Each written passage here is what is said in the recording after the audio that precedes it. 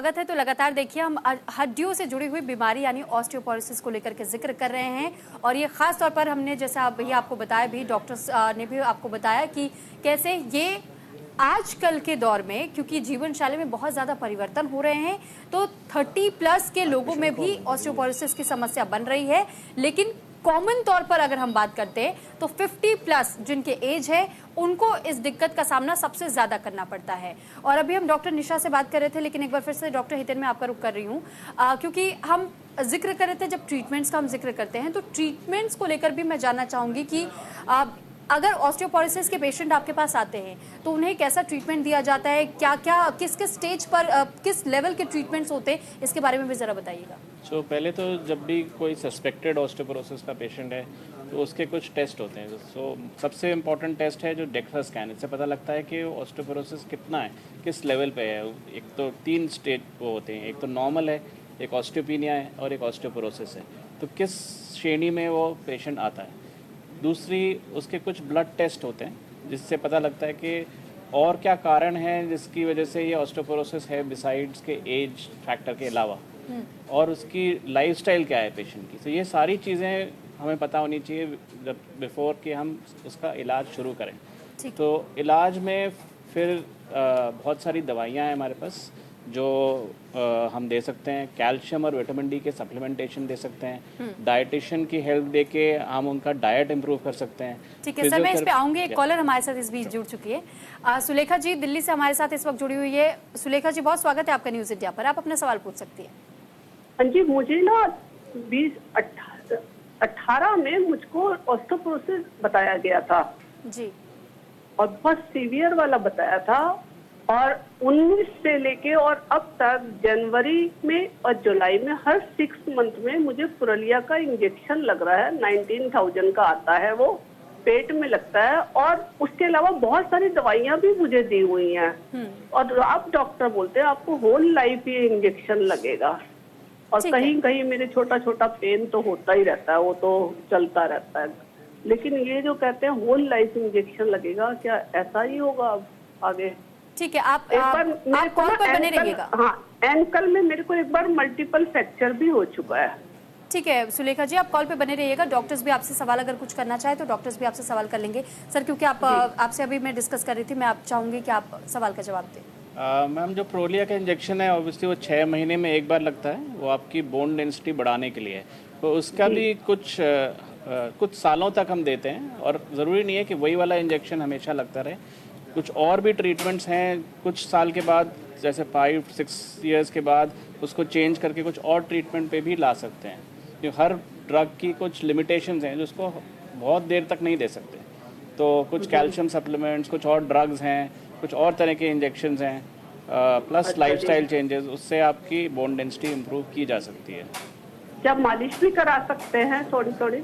Ma'am, मालिश से bone density improve नहीं होगी, बट जो वेट बेयरिंग एक्सरसाइजेज हैं, वॉकिंग या रनिंग या साइकिलिंग, इन सब चीज़ों से बोन डेंसिटी इम्प्रूव की जा सकती है। वेट तो मेरा ज़्यादा नहीं है, स्लिम ट्रिम हूँ मैं।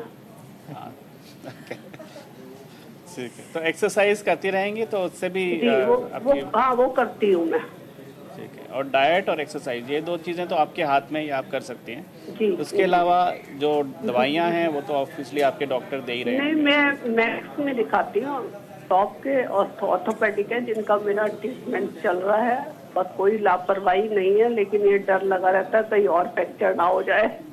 तो कुछ आपको अपने घर की मॉडिफिकेशंस करनी है, जैसे कि आपका जो फ्लोर है वो स्लिपरी नहीं होना चाहिए। बाथरूम में कुछ रेल्स होनी चाहिए जिससे कि आपके गिरने से आपके फ्रैक्चर होने के चांसेस कम हो जाते हैं। जी जी, ठीक है सुलेखा जी, बहुत धन्यवाद आपका हमारे साथ जुड़ने के लिए। डॉक्टर हितेन से मैं बात कर रही थी, लेकिन डॉक्टर भूपेंद्र मैं आपसे भी जानना चाहूंगी, क्योंकि देखिए हम इससे पहले भी हम डाइट का जिक्र कर रहे थे, सर भी अभी डाइट का ही जिक्र कर रहे थे और हमारे कॉलर को भी सजेस्ट किया कि जीवन शैली में बदलाव बहुत ज़्यादा ज़रूरी है। तो अगर जीवन शैली में हम बदलाव करते हैं तो सबसे ज़्यादा जो खास बातों का ध्यान, क्योंकि उम्र के पड़ाव के साथ साथ हमारी जीवन शैली बदलती रहती है, तो अगर हम 50+ के लोगों के लिए बात करते हैं, किन किन चीज़ों को उन्हें अवॉइड करना चाहिए और क्या नियम हर रोज़ के लिए उन्हें लागू कर लेना चाहिए अपने जीवन में? देखिए, सबसे पहली बात है कि जैसे पहले बताया गया है कि प्रिवेंशन ऑफ फॉल, अगर आप एक सर्टेन एज के साथ में हैं तो प्रिवेंशन ऑफ फॉल आपको अपने लिए बहुत ज़्यादा ज़रूरी है। प्रिवेंशन ऑफ फॉल के तहत जो है हमें ये देखना है कि जहाँ भी हम घर में जहाँ पर भी हैं वहाँ से जहाँ पे भी हमको रेगुलरली जाना है, हमारे जो है फ्लोर जो है ड्राई होने चाहिए, वेट नहीं होने चाहिए, हमारे जो है जो फुटवेयर होने चाहिए वो एंटी स्किड होने चाहिए, हमारे जो है टॉयलेट जो हम यूज़ करते हैं या नहाने के लिए वहाँ पे जो है रेल बनी होनी चाहिए, ताकि हम जो है जो फॉल प्रिवेंशन कर सके, क्योंकि सबसे ज़्यादा जो है ओल्ड एज में हिप के फ्रैक्चर बाथरूम में फिसलने के कारण ही होते हैं। दूसरा जो है हमको अपनी चूँकि जो कुछ कारण होते हैं जैसे मॉडिफाइबल या नॉन मॉडिफाइबल, अगर हम उसमें कॉज में देखें तो ये ऐसी चीज़ें हैं जो मॉडिफाइबल कॉज में होती हैं जिनको कि आप जो है सुधार सकते हैं। जैसे रेगुलर बेस पर जो है एक्सरसाइज करना, वॉकिंग कर रहे हैं इट्स ओके, बट ये है कि थोड़ा सा वेट बेयरिंग एक्सरसाइज भी करना चाहिए जिससे कि बोन्स एंड मसल्स की जो है डिमांड बढ़े और वो रेगुलर वे में जो है वहाँ पे कैल्शियम, विटामिन डी ये सब जो है डिपॉजिट हो उसके लिए। तीसरा जो है डाइट है। डाइट में जैसे पहले भी हम डिस्कस कर चुके हैं, डाइट हमारी जो है कैल्शियम और विटामिन डी सप्लीमेंट होनी चाहिए, उसके अलावा प्रोटीन डाइट हमारी अच्छी होनी चाहिए। हम इसके लिए जो है एक्सपर्ट डाइटिशियन की भी मदद ले सकते हैं, जिससे कि हम जो है अगर हमारा कोई डाइटरी सप्लीमेंटेशन अगर हमसे ठीक कर सकें, कोई अगर मेडिसिन इस तरीके से चल रही है या कोई ऐसी डिजीज़ है जिसकी वजह से ऑस्टियोपोरोसिस हो सकती है, तो हम अपने फिजिशियन या कंसर्न जो ट्रीटिंग डॉक्टर हैं उनसे बात करके उसमें थोड़ा मॉडिफाई कर सकते हैं जिससे कि ऑस्टियोपोरोसिस की संभावनाएं कम हो। पांचवा जो है कुछ स्पेसिफिक तरह की एक्सरसाइज हैं, जैसा कि अभी मैडम बता रही थी कि हम जो है कुछ सर्टेन टाइप की एक्सरसाइजेज जो कि ऑस्टियोपोरोसिस प्रिवेंट कर सकते हैं, हम उसमें भी जा सकते हैं। Basically it's a holistic kind of the program जिसमें कि हमें एक एज के साथ में जो है उस प्रोग्राम को फॉलो करना चाहिए, डेली फॉलो करना चाहिए और उसके साथ में जो बने रहना चाहिए, जिससे हम ऑस्टियोपोरोसिस कम कर सकते हैं।